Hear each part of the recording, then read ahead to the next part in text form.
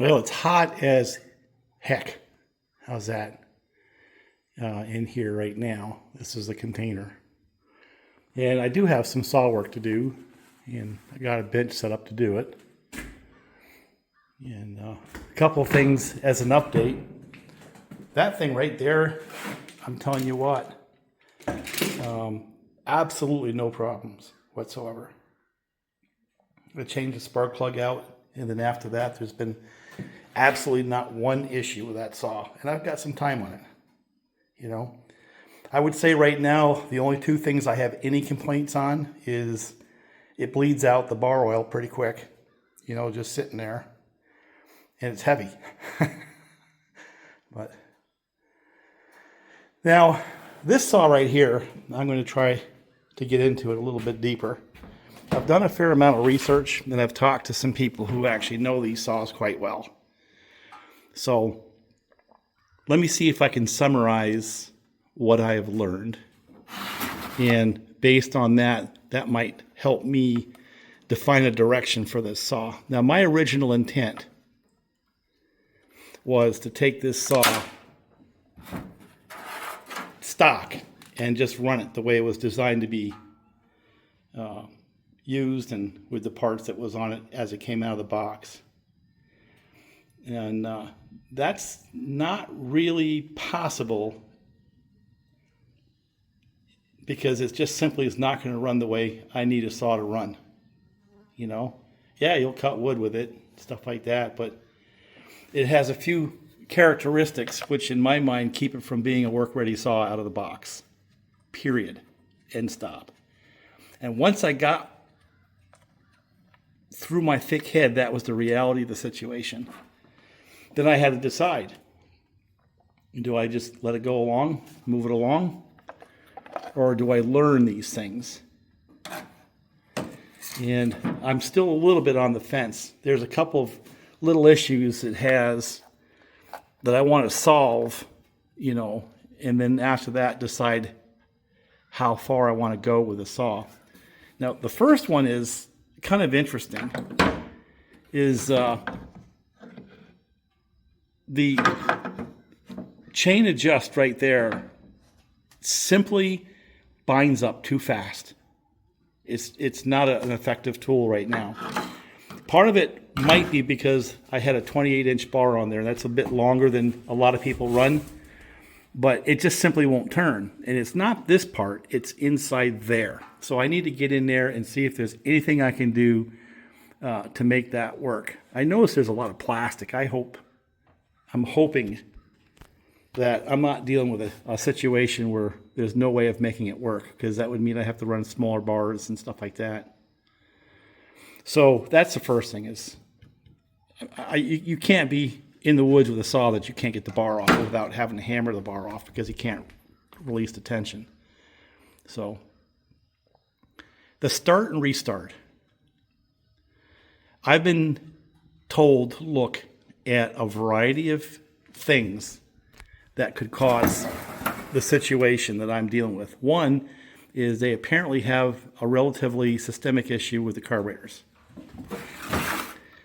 And the suggestions I've had range from adapting, you know, a Walbro HD12 from a 372 to getting inside this one and trying to get different springs for the metering lever, because apparently the spring that's in there stock is a little on the wimpy side, and it's not uncommon to have them just flood really easily. So I don't know. I listened to that, and that means as soon as I start changing things inside the carburetor, it's no longer OEM. It's something that's been modified. And so I did order a new HD12, and if I don't use it here, I'll use it on a 372 for sure.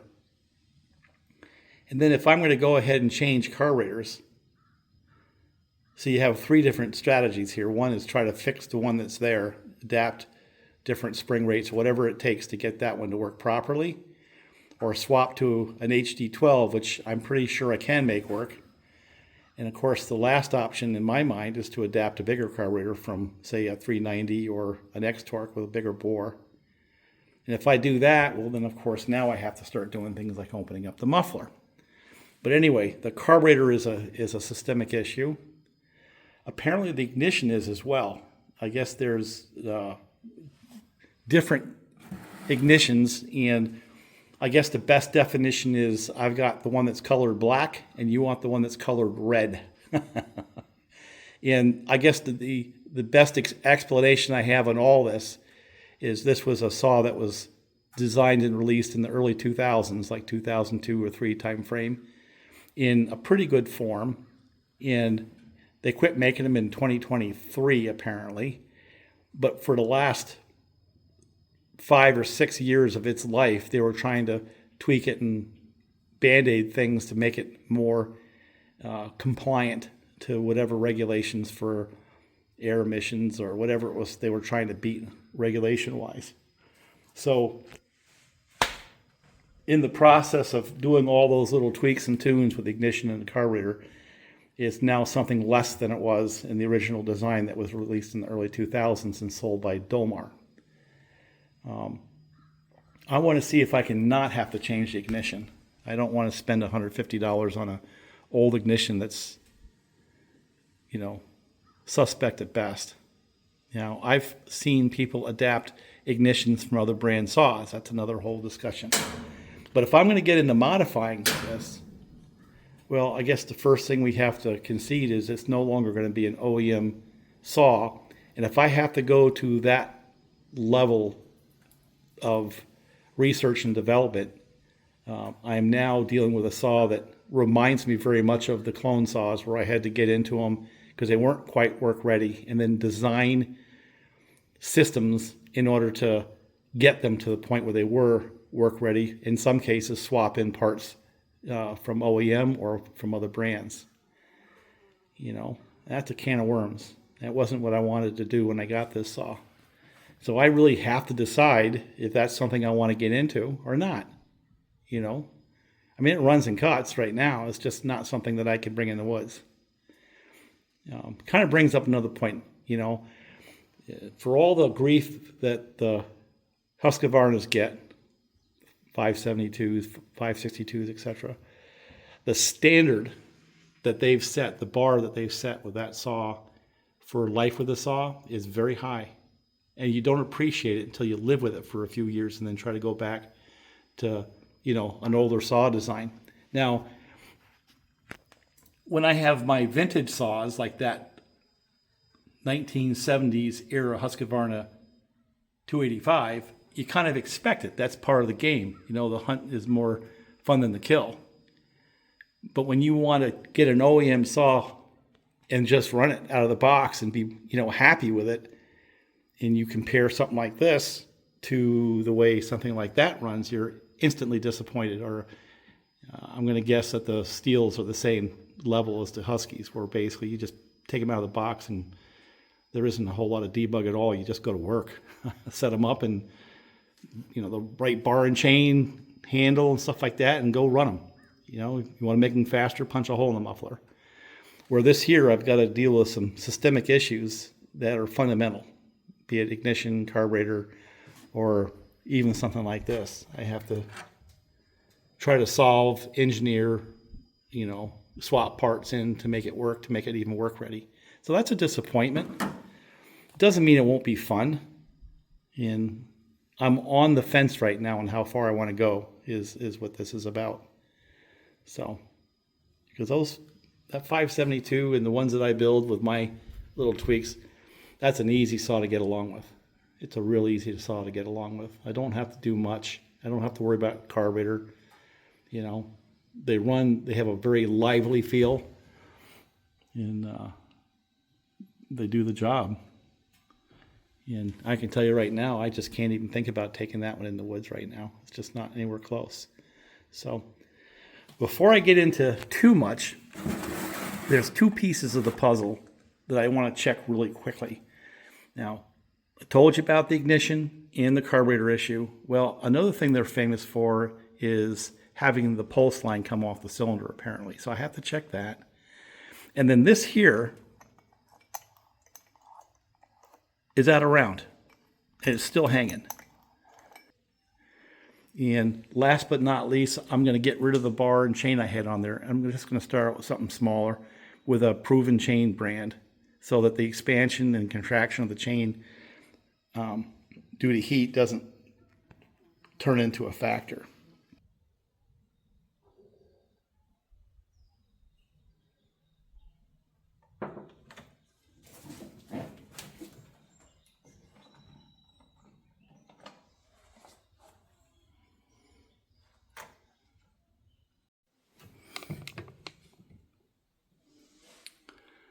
So really the only thing that we were able to change is the bar and chain. And that's a C83 Husqvarna chain. I know they don't expand and contract. Put the filter back on. It looks like it's going to stay. And took the spark arrestor out of the muffler. So of the two things, the only things are of significance is the bar and chain and the muffler, kind of a cheese ball muffler mod. So let me get this back on. Just go run it a little bit, see whether or not I can get a little bit more tweak and tune on it, and then decide how deep I want to get into this saw, I think. The chain adjuster on this, I mean, it looks like a decent design. It's just whatever the implementation of materials, it just is really rough. And I think maybe what it needs is just for me to get a powered, like a battery operated drill and wind it in and out a few times and break it in. That might be the only solution. But yeah, let me button this up and we'll go out and run it just a little bit, see what it does. But the three things that I see right now, the chain adjuster for sure is a problem. The air filter is a problem. That should not have popped off that way. That's not good. And how hard it is to start, carburetor issues. If I can work my way through those three things, this might be a cool saw. But with those three things at play, it's nowhere near being something I want to take out in the woods and fight with at this point. So, it's so freaking hot. Well, it's a lot cooler down in here. So what's one of the rules of thumb when you're out by yourself in the woods? And yes, it is, don't work downhill from a big giant log that can roll over and hit you. So I'm going to break my rule here for a little bit, but I will clean this up. I'm not sure I'm going to block all of it. I'm kind of curious as to how much of it's actually any good. This is an ash tree that I had cut out. It was falling down, and you can see I had to nip it the rest of the way to help it down. This was several years back. So let's do a little work on this with the Dolmar or the Makita and see if we've made any progress at all, and also see if I can make any progress with the standard ways with a screwdriver. That would be the definition of win. Of course, the first thing you have to do with a saw is get it started.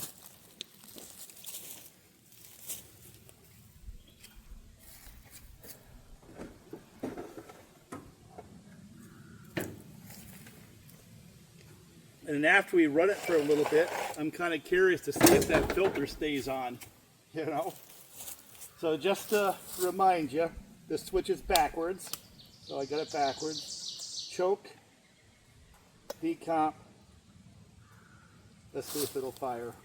Get rid of these glasses first.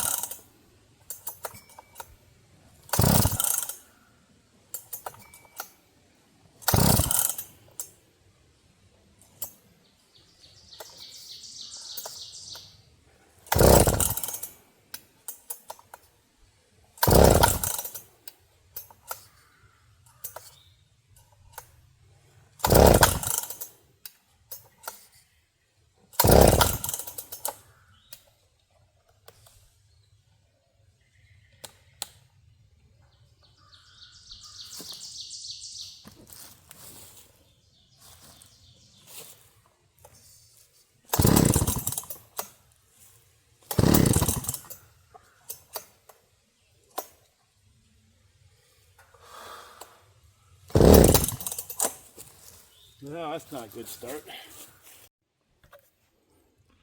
So I took the spark plug out and basically cooked it with a blowtorch for a little bit, put it back in, fired. So I put the air filter back together to see if it'll fire again.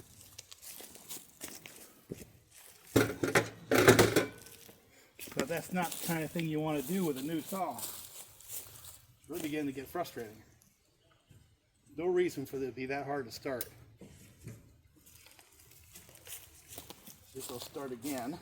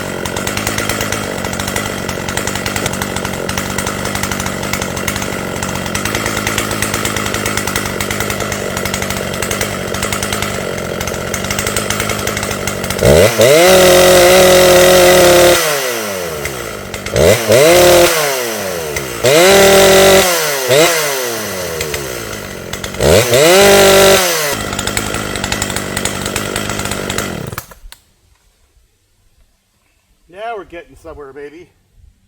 Now I gotta see if I can tighten that chain. But what a frustration this one's been.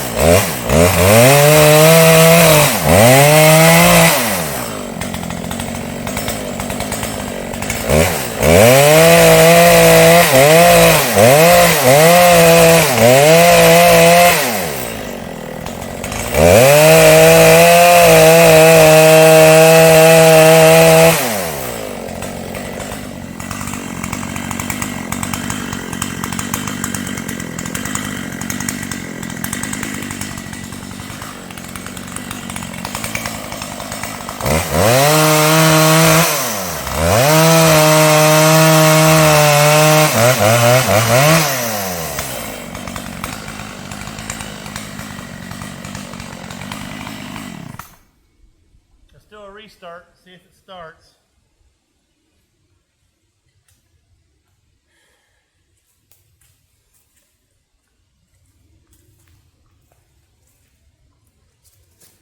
Yeah, I'm just going to let it cook for a little bit and then just see if it restarts. But it's beginning to sound like I expected it to sound. I'm getting the RPMs out of it. And I'll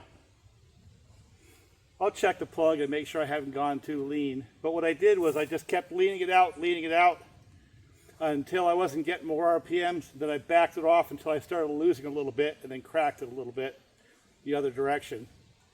And I don't know what it's set at. I don't know if I have a tack with me or not.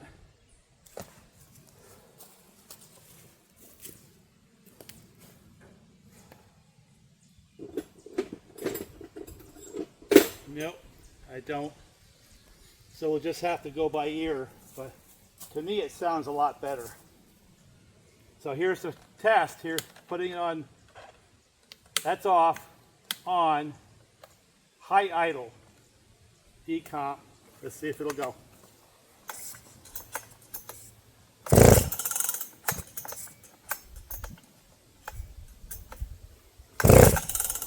See, here's my problem.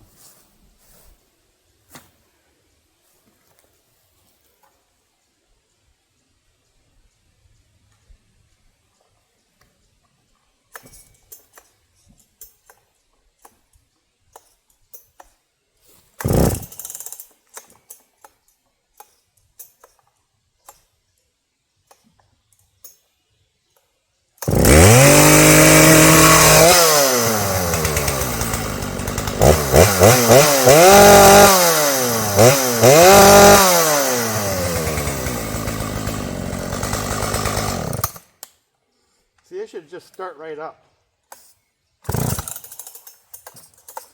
It doesn't.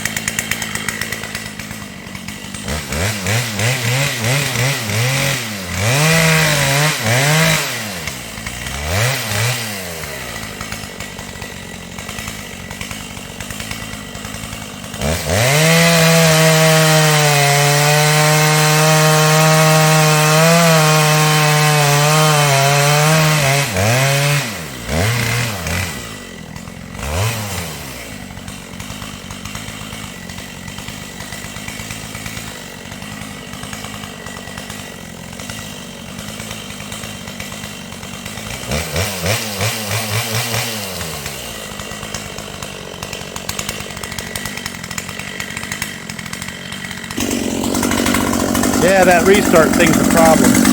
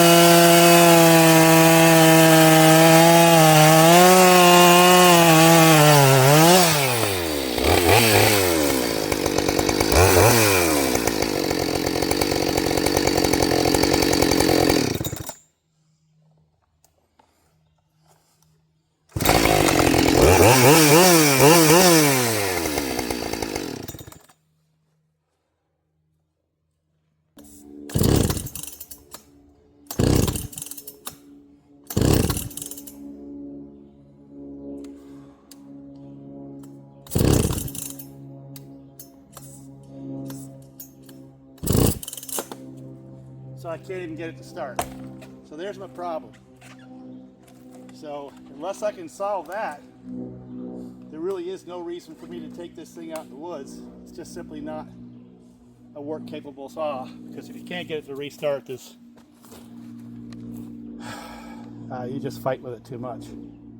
Nice looking saw, but I don't know. We're going to have to get into the research and development to figure out how to make that thing work. Let it cool for a second. I'll give it another shot. I know it's not having to do with choke. You don't want to choke it. My guess is, if what I heard this morning is true, the spring in the metering lever on the carburetor is not strong enough, and it'll actually, if that tank is pressurized, it'll push fuel right into the motor, flood it. So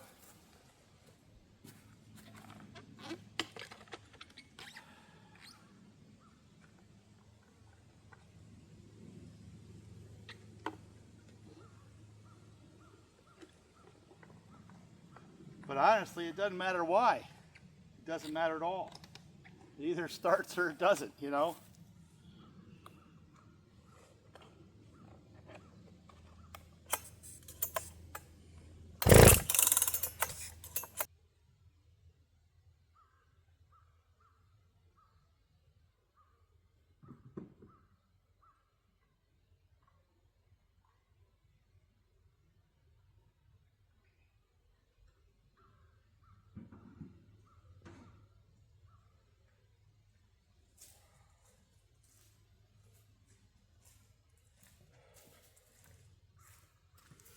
And I think, you know, I wonder sometimes if it's a matter of me being able to get the RPMs on the saw. Well, I'm not having any trouble with even my vintage Husqvarna, so if the ignition doesn't make spark until it gets to a higher RPM that I'm pulling, that's a problem, because the Huskies certainly do. You know what I'm saying? So, I don't know what to tell you.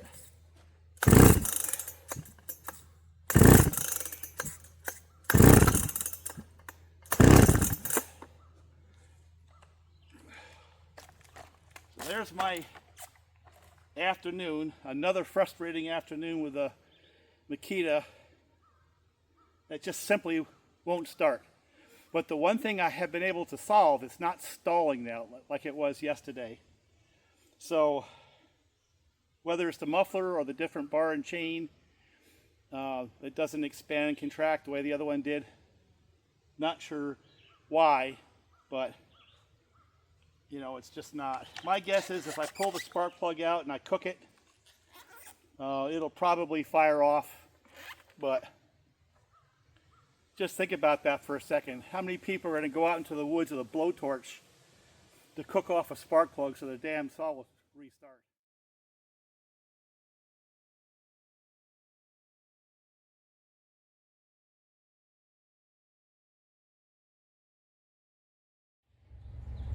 CP 286, this will be my last train.